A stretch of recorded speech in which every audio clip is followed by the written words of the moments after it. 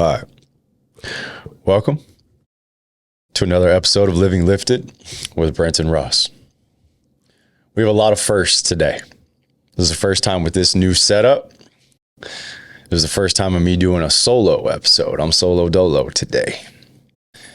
And this is the first time I'm going to be talking about politics on any of my social platforms, which is probably why a lot of you clicked into this video in the first place, because if you followed me on Instagram, which is where most of the traffic comes to this channel, I never talk about politics. My Instagram is a fitness page that gives workouts and advice. And now you're seeing some of this stuff, the shorts from these podcasts being sprinkled in there as well. But I'm going to try to do this in a very unique way. I'm going to try to take a unique angle where I'm very unbiased. I'm not going to try to push you to vote one way or the other. This is not a Republican versus Democrat or even, getting to a specific topic of how you should see something.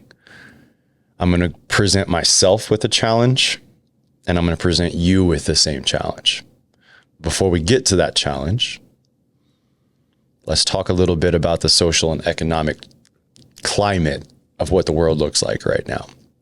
This will be posted on Saturday, November 2nd. So that means it's election week. From an economic standpoint, a lot of people are hurting financially right now. Inflation is crazy. So the cost of living has drastically risen.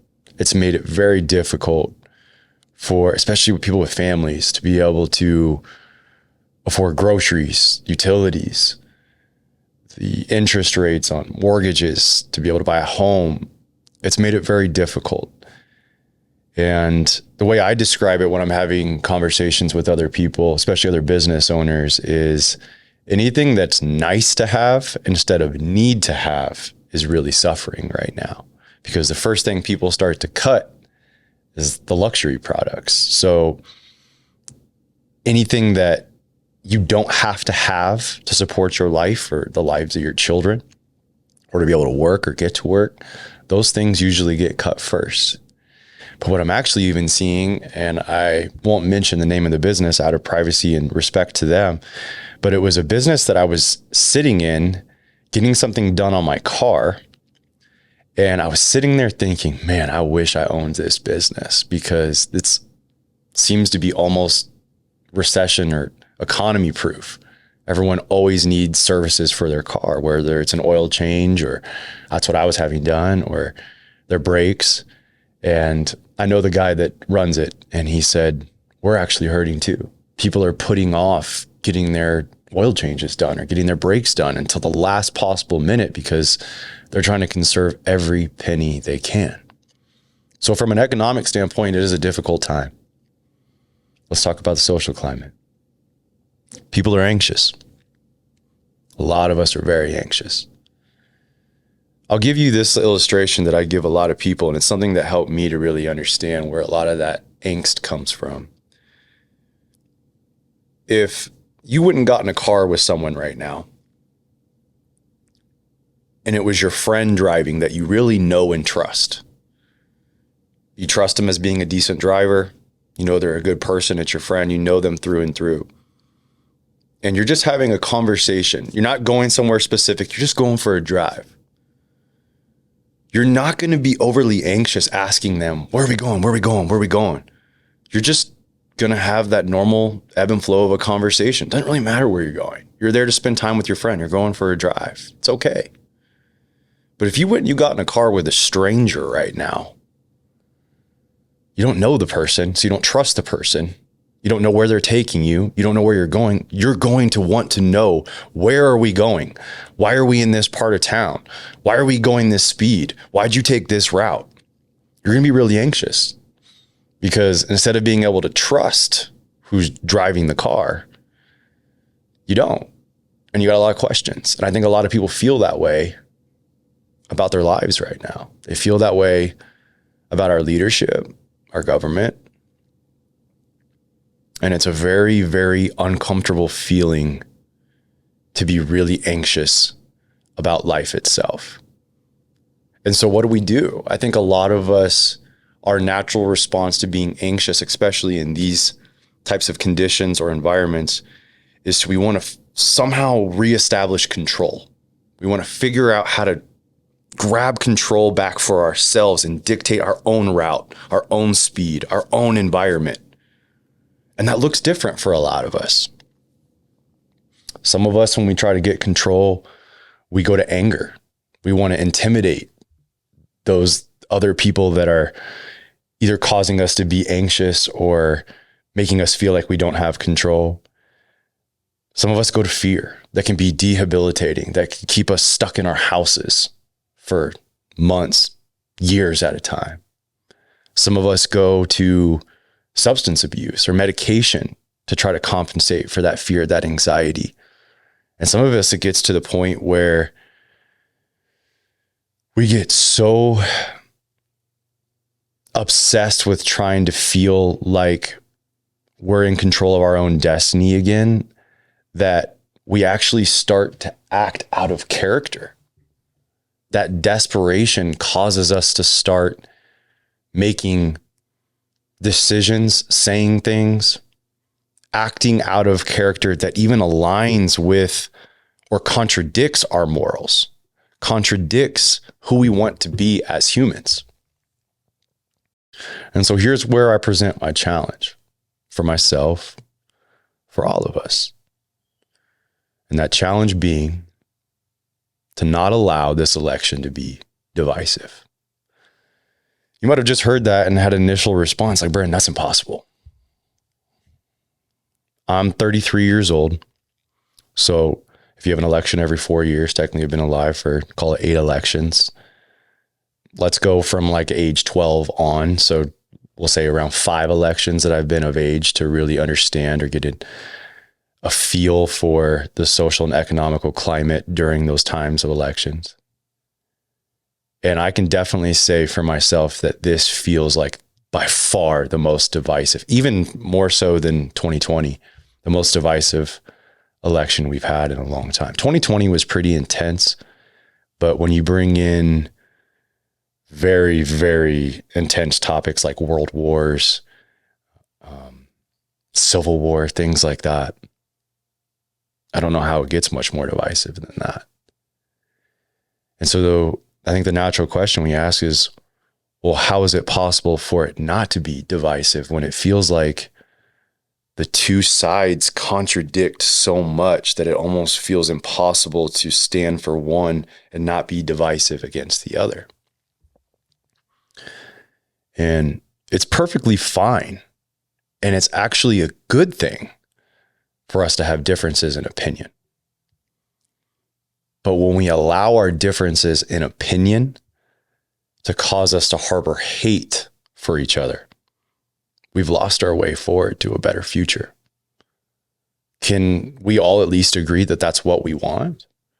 We want a better future. And if we start to allow hate to drive us, to create that divisiveness, there's no way forward to a better future. So we can't allow that to happen. And the only way that's possible is with empathy. I think we all know or have a sense of what empathy means, but I actually included the Webster definition here of empathy. And the reason why is I looked at a few definitions, and again, I know we probably all have an understanding or a sense of what it means, but there's a part of this definition that really stands out to me that I want to emphasize. So Webster defines empathy as the action of understanding, being aware of, being sensitive to, and vicariously experiencing the feelings, thoughts, and experiences of another. So the part of that I really want to emphasize is where it says vicariously experiencing the feelings, thoughts, and experience of another. So that means in order to be empathetic for another person, we have to be willing to sit long enough in their perspective to not only understand it, but if it's possible, maybe even feel it. And that's how we then can start to get a sense of where they're coming from. So many of us hopefully don't just randomly form our political or moral views and opinions just out of thin air. It's usually based off of life experiences, life conditions and environments, whether it's how we grew up or something that really made an impact on us that shaped our worldviews. And I think it's important for us to at least take the time to try to understand that and what that means for each person. So when it comes to topics like economics, there's going to be some tough topics in here, and I'm not going to dive into each of them, but I am just going to give one example when I get to it because you'll understand where I'm going with this. But topics like economics, abortion, sexual preferences, world wars, immigration, let's deploy empathy. Let's sit in the perspective of others long enough to understand them and then allow our response to be derived from a place of love. We don't have to agree, but we can still love others well. So let's pick one thing from that list, as I said I would, and let's discuss that a little bit, because you might be saying, Brenton, this all sounds well and nice, but how is it actually applicable? How does the metal actually meet the meat? What does this really look like to deploy empathy when it comes to one of these topics? So let's talk about immigration. I actually did talk about it briefly in another episode, but we're going to be posting this a little bit out of order, this going up before the election, because we had some interview episodes with some guests that would have been ahead of this, but we're going to interject this. And I think that when I talked about immigration, it's in one of the episodes that's now going to come after this is posted. So I want to talk about this. And I feel like it's just a perfect, I could apply it to all of them. Abortion, sexual preferences, world wars, all of them. This is all applicable, but maybe just the example I'm going to use with immigration will allow us to use one illustration to better understand how we can apply it to the others, because I think some of them are more difficult than the others. When our country was founded, it was founded under the hope and dream of living in a land that you could actually own a piece for yourself, that you could have religious freedom, freedom of speech, that you could make a life for yourself and live it the way you wanted to, as long as it wasn't imposing on another person. And that in itself can be a little bit debatable of what that means, that it's not opposing on another person. And I think that's why a lot of these things get difficult, a little murky. But when it comes to immigration, I do feel like that this country, the land of the free, is somewhere where, especially if they're coming from a country where they're facing extremely difficult conditions, circumstances, whether it's economic or social or combo, which is most of the time both. And they're trying to find somewhere where they have a chance for life to be different. I feel like they should be able to come to this country, but it needs to be done properly. And so right now, I'm not going to take a stance, or even more so, I'm not going to discuss a stance. I'm not going to discuss a stance on, building a wall or a lot of the things that all of our news stations want to fixate on and talk about. I want to more so talk about how to love someone properly through the immigration process.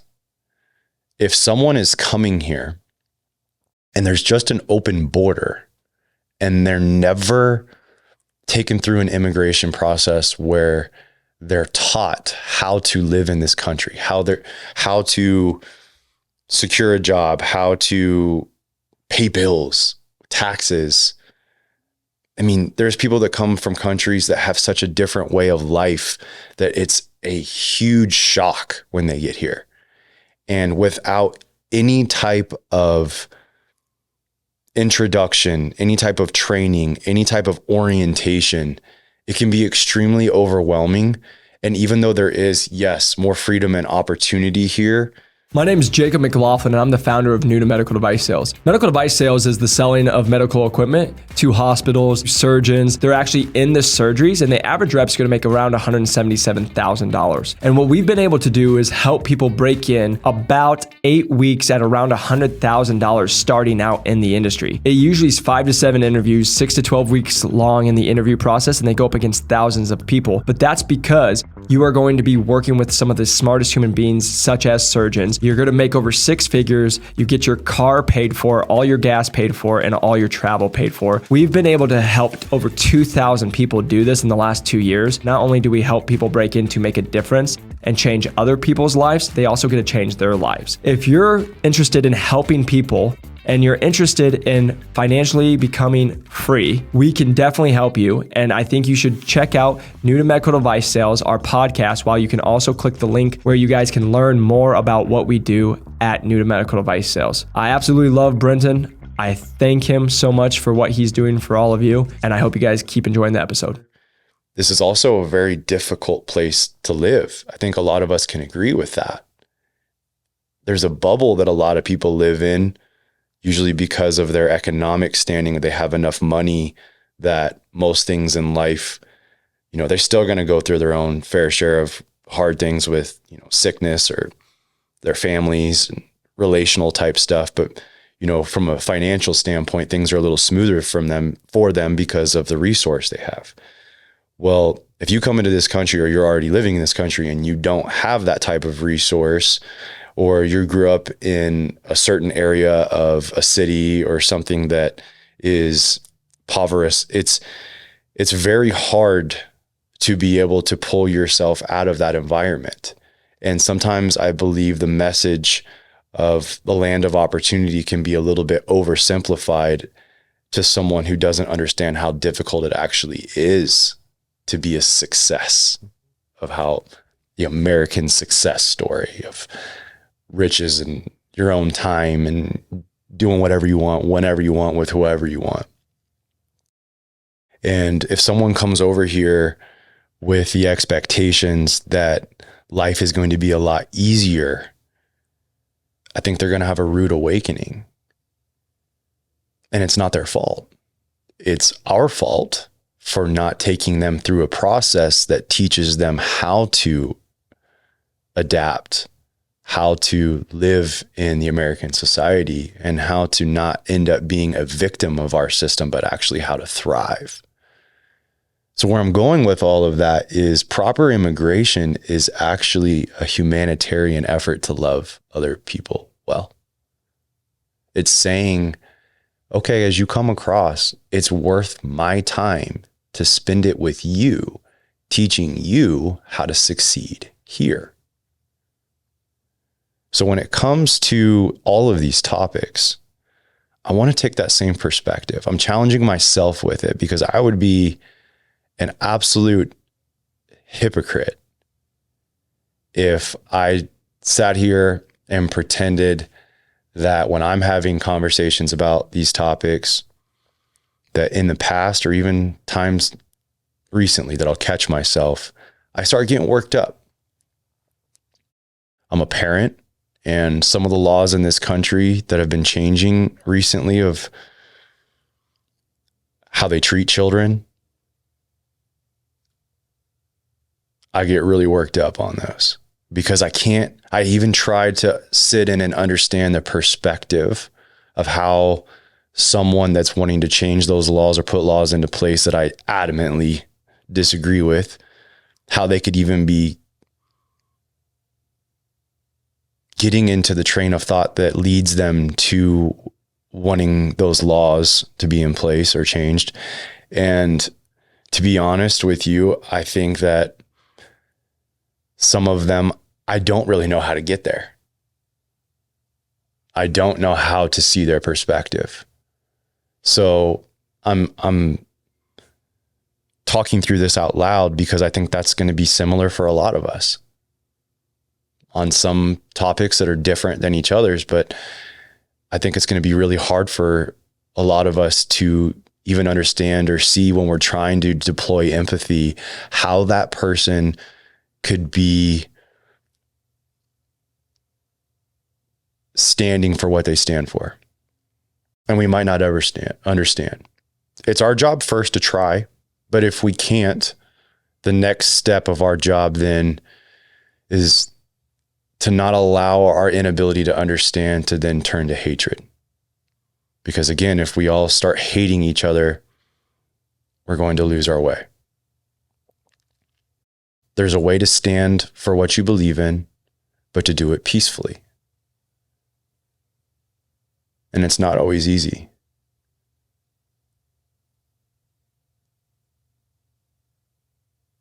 We need to have patience for ignorance. And our definition of ignorance is even going to be different, because what one of us could think is factual and a solid belief or foundation, someone else could look at it as ignorance. But let me ask you something. Has responding to ignorance with ignorance ever fixed ignorance? We know the answer to that.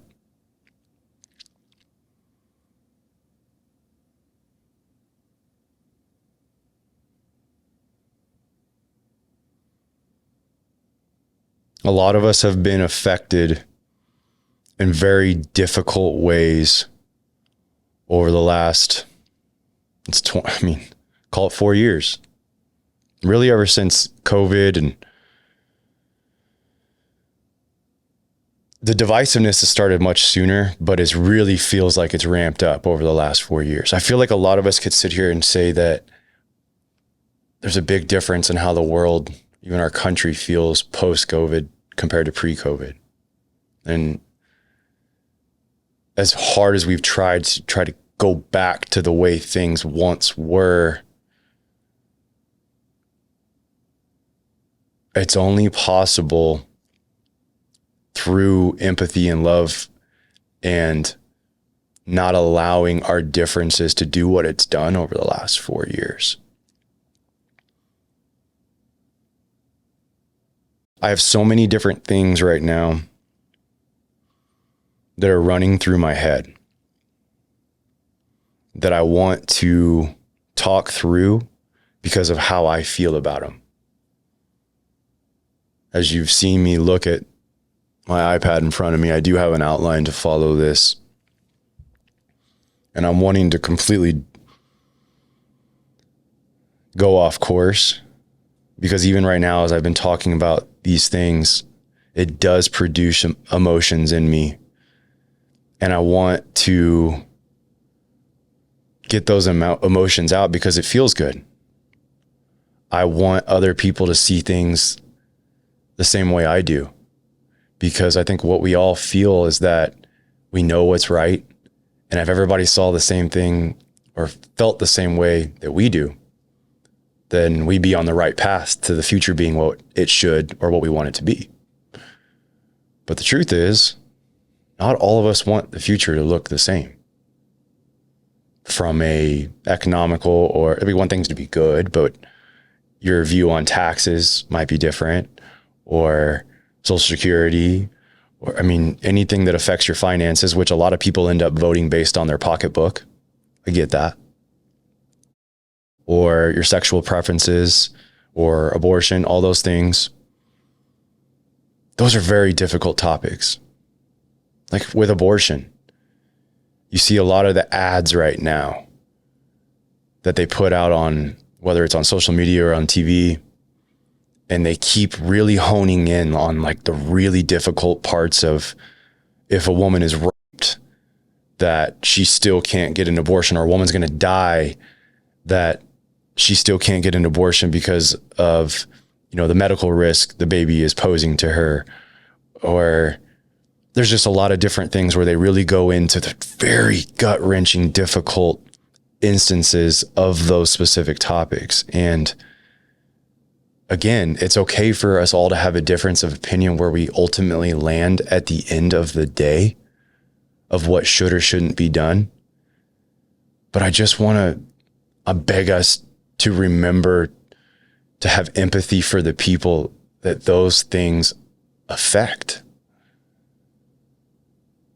You can still even disagree with what should or shouldn't happen, but how you handle that, how you vocalize that, or how you treat someone with a different view than you on those things is our responsibility, and we need to do it in love. That's the only way that we can actually have differences in opinion, but still live together peacefully.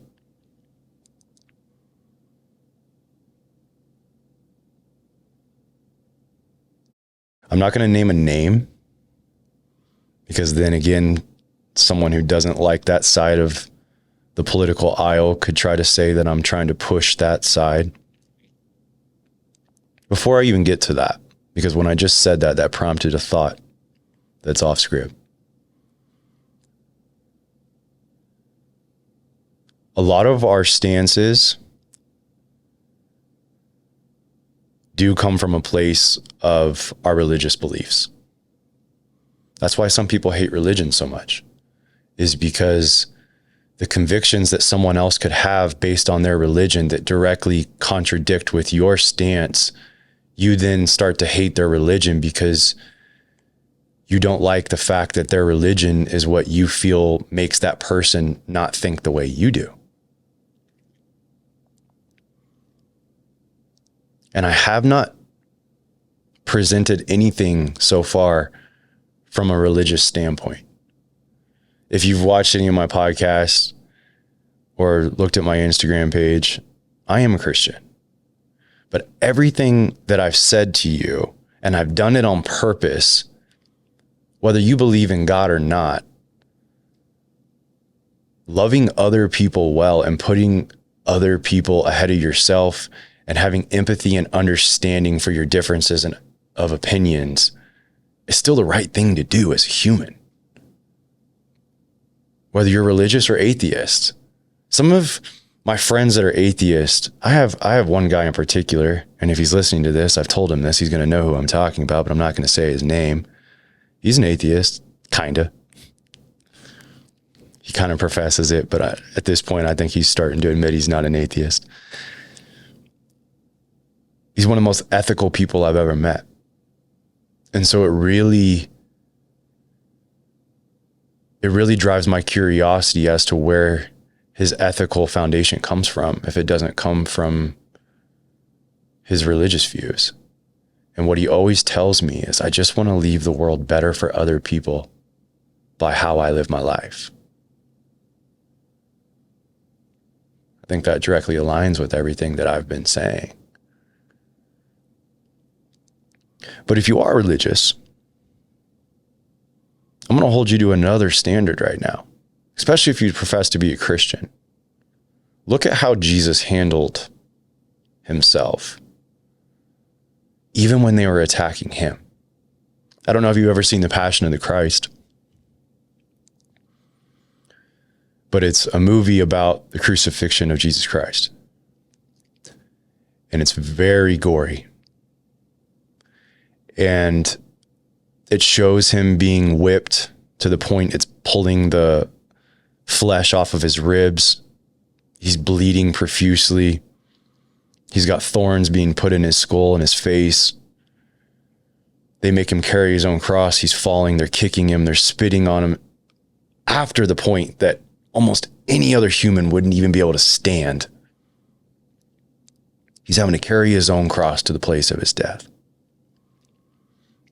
And as I watch it, my anger builds. My anger builds towards the people that are inflicting that pain upon him. And it gets to the point where they finally get to a Golgotha, however you say it, the mount where they're going to nail him to the cross and raise him up on that cross and crucify him. And in the movie, the Roman guards are putting these nails through his hands and through his ankles. And I remember specifically one of the guards actually kind of laughs and shows the other guard how to do it in a way that it's going to be that much worse and hurt that much more. And in that moment, I'll be honest with all of you, I want to rip him limb from limb. But what does Jesus do? He says, Father, forgive them, for they know not what they do.